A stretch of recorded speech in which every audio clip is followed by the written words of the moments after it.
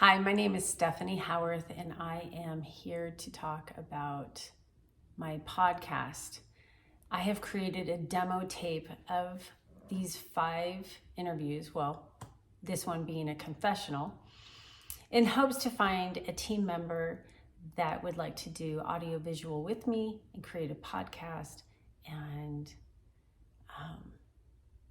join forces with me on this endeavor to share people's stories, their upbringing, the knowledge that they've gained through life, and how to help others through this life, through its highs and its lows, and how their uniqueness mattered in their experience.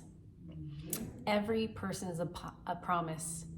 Every person's a promise in this podcast.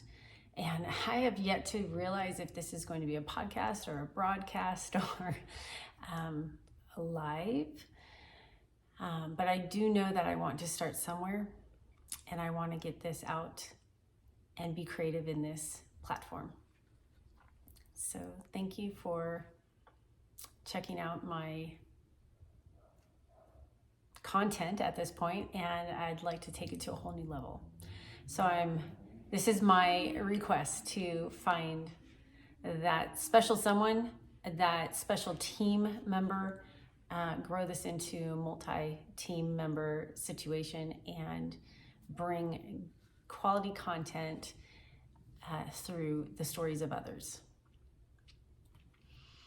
I am going to discuss today a small glimpse of my journey in the divorce, post-divorce, divorce court experience that I've had. So thank you for joining me, and here we go.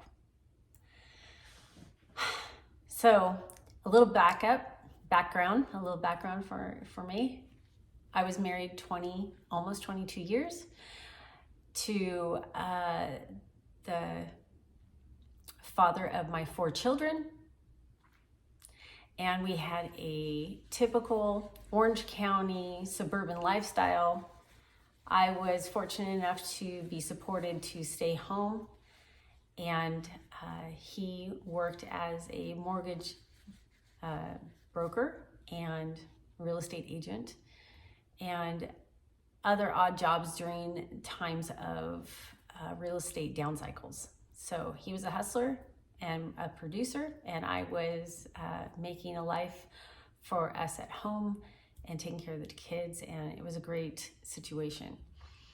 The marriage was not satisfying from the get-go.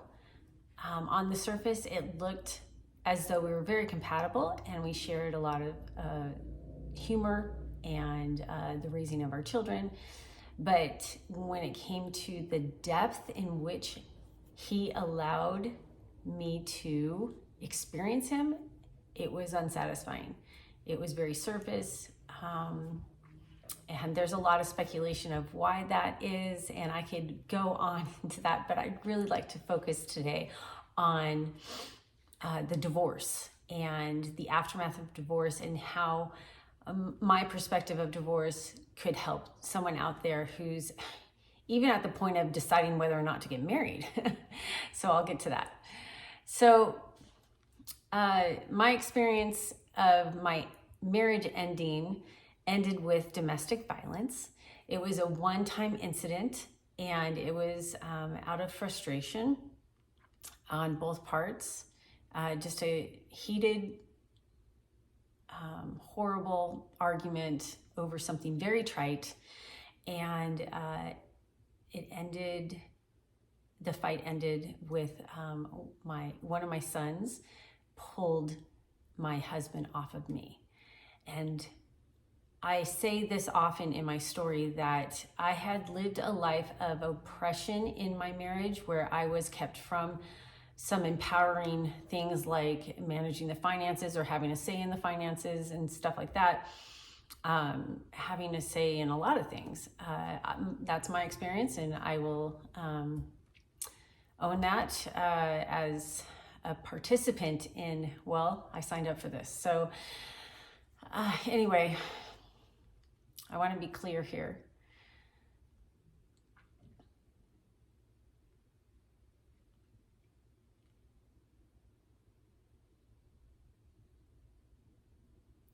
With the marriage ending in the violent way that it did, I was able to see that there was an abuse.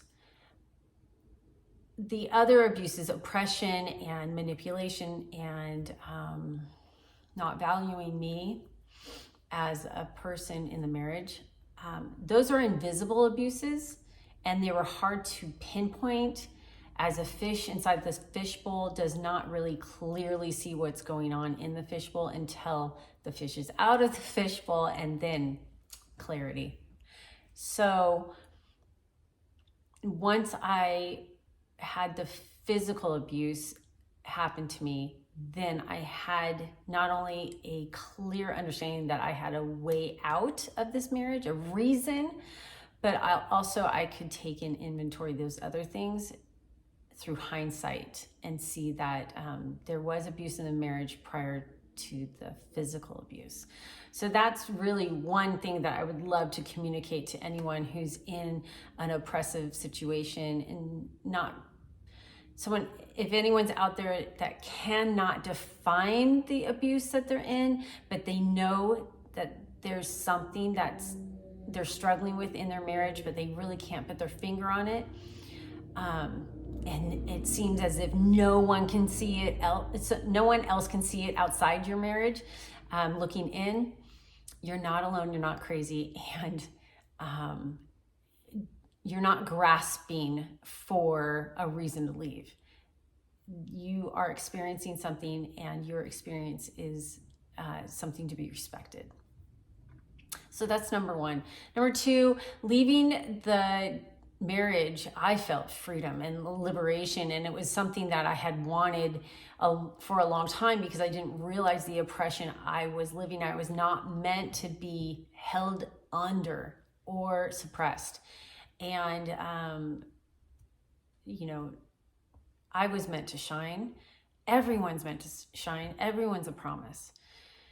I just felt dull and expected to live a dullness that I didn't want to subscribe to. So number two, the point that I want to get across is, if you can thrive in your marriage and feel as though you're completely you, free to be yourself, free to show up as yourself, that is rare, in my opinion. Husbands and wives hold each other down, and from what I see, the attitude from one spouse to another of fit in this box, define yourself this way, show up this way, this unbecoming behavior needs to be behavior modified. That kind of stuff needs to be addressed. Marriage is not a realm in which you form your mate to please you, or condition your mate to be customized to your preferences. And being a divorced woman outside of the marriage now, I see that prevalent and more clearly now. And I am confessing that I wanted my husband to fit in a certain box, and I wanted him to define himself a certain way. And even the freedom to wear certain clothes, sometimes that's helpful, but sometimes that is not letting the person express themselves.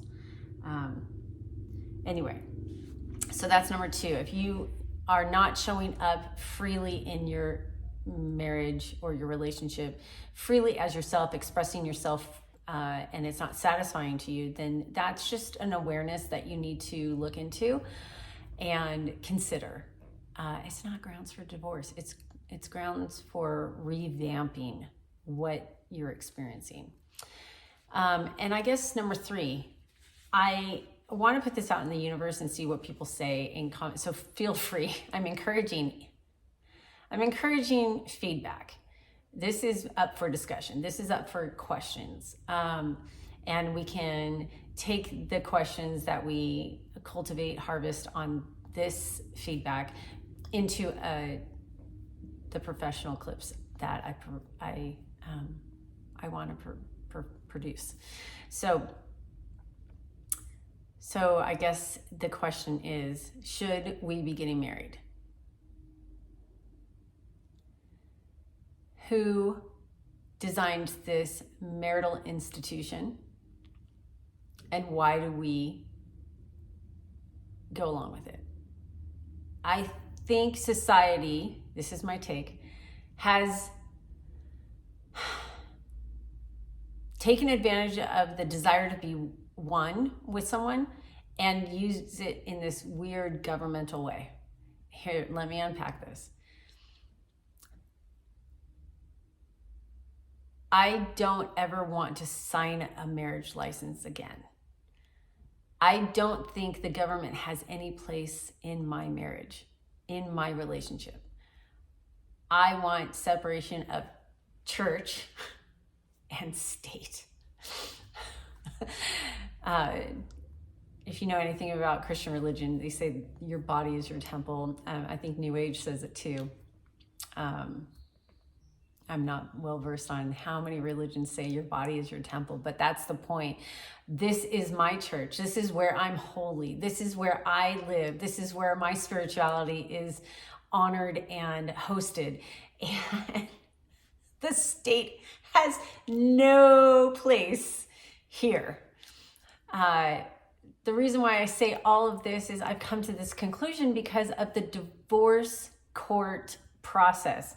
It is bullshit, and it is a racket. It's fraudulent. It's broken. It's not an advocate of justice. It is completely disappointing, and I could go on and on and on about the downfalls of divorce court and child custody and lawyers and mediation, and all the things that come along with a divorce in our legal system. So the third thing is, do we really need to get a marriage license? At the time of my marriage, my father was part of my marriage ceremony. We had my ex-husband's pastor perform the opening of the ceremony, and my dad is the one who is a pastor. He married us. And you just sign a marriage license before the wedding ceremony. It is just something that you do. We were, brought the marriage certificate by my dad, and we signed it. There was no education about what that marriage license would ever do to us in this divorce situation. And the dividing of assets wasn't a big deal because we didn't have a lot to divide. We had one investment property, but the custody issues, the amount of support that should be awarded to me as a lifelong mom of his children, the technicality of calling it family support versus child support and spousal support, and the hang up the court has on the verbiage that we chose in our court order, and how they don't have jurisdiction over it if it's family support. They want to change the verbiage to child support. There's so many broken things about the system. The bottom line is my court order that was signed in November of 2021 is not getting enforced. And I won't go into detail of the contempt of the court order, because I'm sure that he thinks that I am deserving of breaking some of those court orders. I will confess on this platform that I have upheld all of the things on the court order.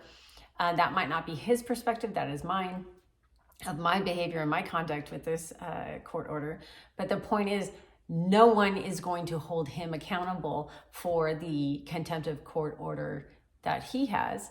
And no one's going to hold me accountable to anything that he might accuse me of not upholding in the court order. It is a piece of paper that no one's backing. And then we've been through 5 court dates to no avail. No one will take authority over the jurisdiction of our court order. I've watched other cases in front of me while I wait for our case to be addressed, and the appalling process of one person saying they have a hardship and the judge takes it as stated information without proof. There's no burden to prove anything.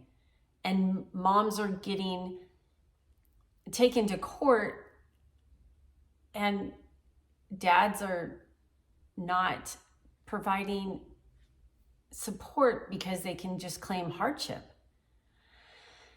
And the support is so small in the first place. So it just, there's so many grave things about the court system that I've experienced, and I could go on, and obviously I'm not doing it in a very concise way. I'm venting in this confessional, but my point is, number 3, do you think that we ought to sign marriage license? Do we need to have the county or the state involved in our marriage simply for the incentive of a tax break? I know that there are long-standing relationships that can file on the basis of long-term relationship. What would be the incentive other than the tax break to file a marriage license? Wake up. Is it necessary? I'm not convinced it's necessary. I don't think I will do it again. They have taken something that could be sacred and holy, such as marriage, and put it under the governmental umbrella. Do you understand what I'm saying? Is this making any sense to anyone? So let me wrap up by saying I would love to get into a situation where I have a podcast or a broadcast or whatever we're going to call it at this point, and explore topics like this, explore the struggles that we face in our life crises, and is it crises? And how people overcome it, what's the wisdom that they learned from their life lessons. I want to interview any and all people. I want to give anyone the platform to speak their story. I do not want to create a platform where people have an agenda and they come on and talk about throwing their spouses under the bus, or defamation of character kind of opportunities. I would like to provide an authentic space, a safe space, a place where people can speak their story, be seen, be heard, be known, and understand that there is some gold nuggets to pursue if they are willing to be transparent and generous with their vulnerability. That is my hope. That is my mission. That's what lights me up and gets my fire in my belly going. And I hope that this will become something great. And I hope there's someone out there that's listening to this now that wants to join me in a team effort to collaborate and bring this kind of goodness, chicken soup for the soul, bring this kind of authentic conversation to a platform and discuss the trials of life under a soft light, not an interrogation light. So thank you for listening. Thank you for dealing with all my clunky discussion right now. I'm winging it, and I hope that this develops into something that I envision.